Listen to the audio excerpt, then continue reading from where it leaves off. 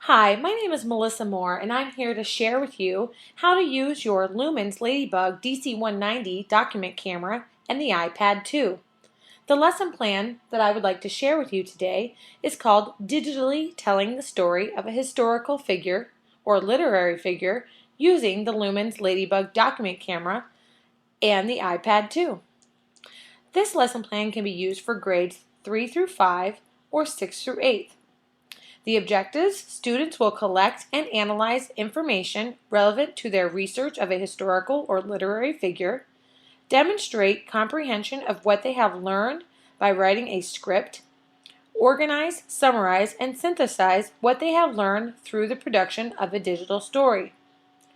The equipment that you will be needing today is an iPad, preferably an iPad 2, a Lumens Ladibug DC190 document camera, an LCD projector, a whiteboard or screen, index cards, a storyboard that is attached to this lesson plan, and a rubric that is attached to this lesson plan as well. Last but not least, the app that is called the Sonic Pix Lite. It is an iPhone app that can be used on iPads. It is a free app, but it only allows a 3-picture minimum for you to upload. Now, what I'm doing right now is videotaping with a DC190 that you can also do and upload it to a website that I'm going to do the same thing so that you can follow this lesson plan. Now, as you can see, the DC190 has excellent image clarity and color reproduction. Now, I'm just changing some of the brightness here a little bit because sometimes when you're in a room, the lights kind of change things, but the color is beautiful. Look at that. And putting books under here is amazing. I love to read books to students up on the whiteboard so that everybody can see it. So the DC190 is great again for making videos, capturing pictures, and just with this DC190 you can put a USB into it and save up to 64 gigabytes of anything, video, pictures, etc. And the internal memory alone supports up to 120 JPEG pictures. So that's awesome. I don't know what to say about it. I don't know if I could live without it, to tell you the truth. So back to the instructional plan. Using your combination of your iPad, LCD projector, and Lumens Ladibug document camera, you'll be able to demonstrate to your students how to complete the research of information and pictures, how to save the images on the iPad, and how to use the Sonic Pix Lite app on the iPad. So when you want to begin your lesson, you could start talking about a particular important historical figure, literary figure. Maybe you've already gone over something like this and you want to begin talking about this and telling them how you want to start off with this, and then tell them that you're going to digitally tell a story. Now, I'd like to start off with using Creative Commons website to research information for the historical figures. If you want to give each student one, have them select one, or even pair up in groups, that's also an idea. I would give my students one print source chosen from a school library or a public library, and the other source can be from an online database or a reliable website. That would bring up another can of worms that you would have to teach them what a reliable website is, or even start a lesson plan on how to use the online database depending on what grade they were in. And if you really wanted to get into that, you're the teacher, you decide what you want to do with that. With your index cards, have the students write down important information like name, date of birth, date of death if known, family life, education, contributions to society, etc. I have them in the lesson plan. Each student should obtain 2 cards of information for each picture. Since this is the free app, it would be a total of 6 cards. Okay, because 3 pictures, 3 times 2, 6. And now what I want to do is show you how to get to the Creative Commons website on Safari. So on the bottom here, you have your Safari. Click that.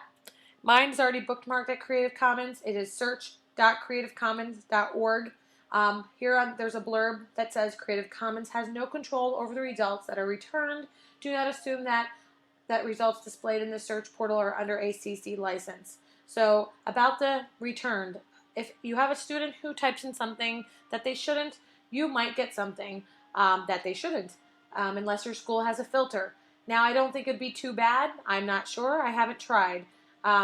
So just be mindful of what they're typing in there. Hopefully you have lovely students who would never try anything like that. Google Images and Flickr Images are probably the best place for you to try for pictures. If you want to go to Google Web for information, that you can if you're not worried about what they're finding. Again, I suggest going to a database or a reliable website. So I would go here. I would also type in the historical or literary figure that I'm interested in talking about. So William Shakespeare. Usually you have to type it right. Sometimes it will type the right spelling for you, and hit go, and it'll return the pictures of the person that you're looking for. So now I need to tell you how to save the pictures into your photo app. If you touch the picture you want, so I want to get this picture of William Shakespeare. I like it, so I'm going to touch it, hold it, and then click Save Image. That picture is going to be saved into my photo app. The photo app is at the bottom of your iPad, and it looks like a sunflower. The next picture I like is this picture here of the Stratford-upon-Avon, the house that William Shakespeare grew up in. I actually have been there, so I know. I'm going to click it and Save Image. And these pictures, any picture that you choose, will save into your photo app. Now, I already have a bunch of these, as you will see in a few minutes, in my photo app. You can click your home button to get out of there. Again, let me just go back real quick. If you go back to your, oops, I went too far. Go back to my back button. If I want to go to Flickr Image, I hit the Flickr tab. It will now look up pictures of William Shakespeare in Flickr Image. I can also go back, go to Google Web, and now Google Web is going to bring up everything about Shakespeare anywhere, probably a million zillion hits. I can have my students go there if I like. Go to your home button, click and get out of there.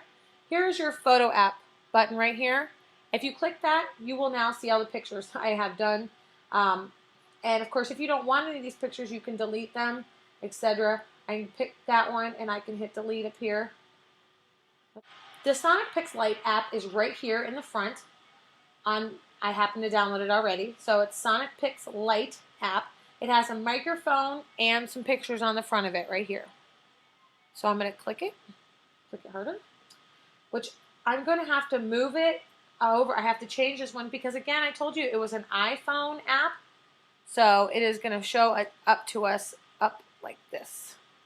And I don't want to zoom too far out, but I want to show you everything about it. So I might maneuver this a little bit because I have my gooseneck design DC190 right where I want it. The neck is a gooseneck, and I can maneuver it, and I have it right where I want it, and I don't want to mess with it at the moment. So I'll move my iPad just to accommodate everything. So this is the one I've already done, and it says 3 images, as you can see. It's already done, but I'm going to start showing you, as you would show your students, exactly how to do this.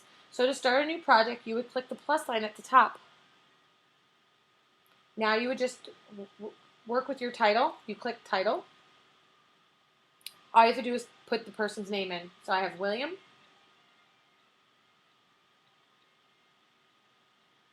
And again, I believe this one, yes, it does it for you. So you just hit space over and hit done.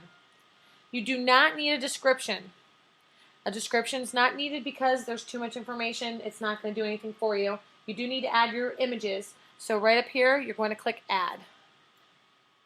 It's going to bring you into your iPhotos. It's going to ask you photo library or camera. So photo library would be the part you're going to go to and go, I have a lot. I'm going to go to my camera roll and go to the end and pick my pictures that I have. Now, you have to be careful not to go too fast. You'll pick too many. At the bottom, it says how many images are in the project. So I pick my first picture. It says 1 image at the bottom, in project. The next image, 2 images are in project. And then I pick my last one. 3 images are in project. If you have the free app, you can only do 3 images if you have the free Sonic Pix Lite. So hit done, and you're done. Don't touch the recording quality. Leave it the way it is. Now you can record. You can hit record. Don't worry about anything. So go ahead and hit record, and we're going to leave this the way we need to have it at the moment. So leave this right now, and we're going to go back to, that's me telling you how to use that. But what I failed to mention before is to tell your students about your storyboards. Once they have gotten their index cards done, where they're writing all the information they need about their 3 pictures, then you're going to hand them out their storyboards. The storyboards are attached to the lesson plan, and you're going to give 3 of these to each student or pair of students. They're going to put their name, the person that they are studying, and the picture number, what the picture is of, and the script, 2 index cards per picture. So then as the teacher, you're going to be in charge of checking to make sure their script is in order before they actually start recording. Now, according to the script, you're also going to have a digital story rubric, and this digital story rubric covers a couple of different things that you want to make sure they understand. Voice consistency, voice pacing, voice enthusiasm, images, duration, use of time, and cooperation. So this will be something neat that you can go over with them before they get to that part. So now that we've gone over that, what you will do now is they can start recording. It says tap here to start recording. I'm going to talk just so you can see how it works. Then you can slide the pictures over. I suggest what they should do is talk when they're done with their picture. Hit the pause button and then slide the picture over, then speak again, because especially if they're doing groups, the next person can be in line ready to speak. So you hit the record button. You can start talking, and you can see at the top there is a recording in red, and it shows how long they've been speaking. Now you can switch the page over without stopping the recording, but it's probably best, like I said, to hit pause at the bottom and then to keep going. Now I'm going to hit tap here to end the recording. It tells you exactly what to do. You can delete or save. Obviously save when you're finished, or they can delete it if there's something going on. Now again, this is an iPhone app, so different things are strange about it, not good for iPads all the time, at least for maneuvering things around. Now here I'm going to play it so that you can hear exactly what I was saying, and I have the volume all the way up, I believe.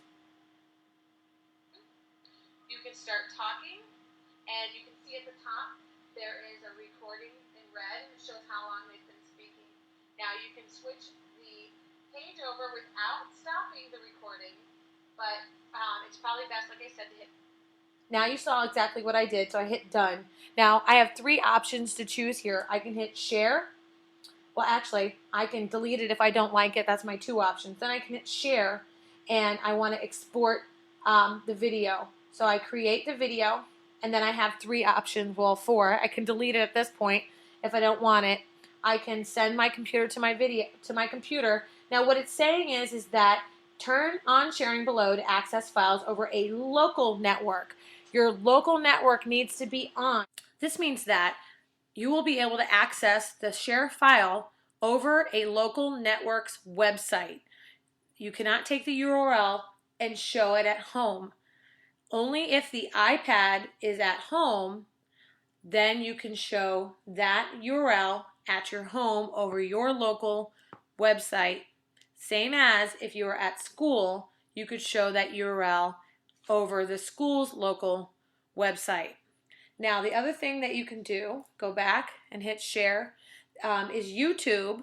If you YouTube the video, you obviously have to have an account, but some schools are not allowed to go to YouTube because there's a filter. Then you can email. Email would be the best thing that you could do, because if you email, you have to have the functionality set up, and the teachers could have the students email to them. I like that one. I think that would be the best thing.